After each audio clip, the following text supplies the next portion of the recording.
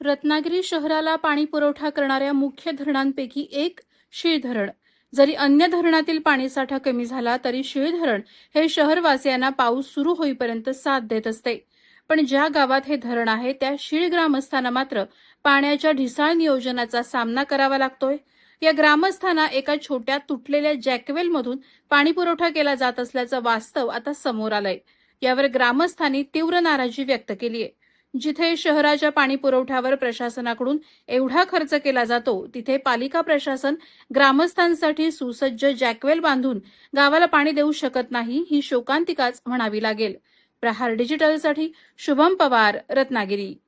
ठिकाणी पाण्याची जी परिस्थिती आहे, शीळ गावाला जो पाणी पुरवठा केला जातोय तो पाणी पुरवठा जुन्या जॅकवेलमध्ये पाईप टाकून कोणत्याही प्रकारची त्याच्यामध्ये आरोग्याच्या दृष्टिकोनातून व्यवस्था न करता तो पाणी पुरवठा या ठिकाणी केला जातोय.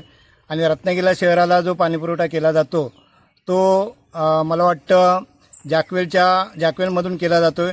आणि जॅकवेलमधून जो केला जातो त्याच ठिकाणी हा गावच्या जी लोकसंख्या आहे 2 ते 3 हजार लोकसंख्या असलेल्या गावाला या जॅकवेलमधून पाणी पुरवठा न करता रत्नागिरी शहराला जो केला जातोय पाणी पुरवठा त्या जॅकवेलमधून करावा अशी ग्रामस्थांची या ठिकाणी एक कळकळीची विनंती आहे.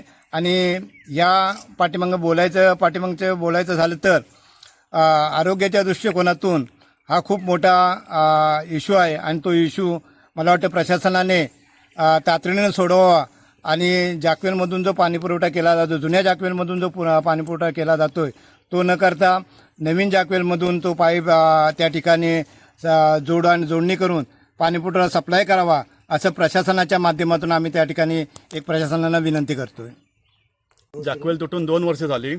खरं तर पहिले ज्यावेळी हे जॅकवेल होते त्यावेळी नगरपालिकेचा जे रत्नागिरीला पाणी पुरवठा होतो तो याच जॅकवेलमधून होत होता आणि शीळ ग्रामस्थांना पण याच जॅकवेलमधून होतं. त्याच्यानंतर जॅकवेल तुटली. आता जॅकवेल तुटल्यानंतर नवीन जॅकवेल बांधली. नवीन जॅकवेलमध्ये रत्नागिरीला जो पाणी पुरवठा होतो तो पाईपलाईन नवीन जॅकवेलमध्ये आहे. मात्र शीळ ग्रामस्थांना जो पाणी पुरवठा होतो त्या या जुन्या जॅकवेलमध्येच आहे पाणी. पण आमचे ग्रामस्थांची अशी मागणी आहे की तुम्ही जे रत्नागिरीला जे जॅकवेलमधून पाणी देता तेच आम्हाला सुद्धा दिलं पाहिजे. आम्हाला एक वेगळं नाही आणि तिकडे एक वेगळं नाही, हे योग्य नाही. उलट तुम्ही ग्रामस्थांची पण पाण्याची योग्य व्यवस्था केली पाहिजे. आणि जे तुम्ही हे पाणी देताय ते एकदम गढूळ पाणी असतं, पिण्या अयोग्य असतं पाणी.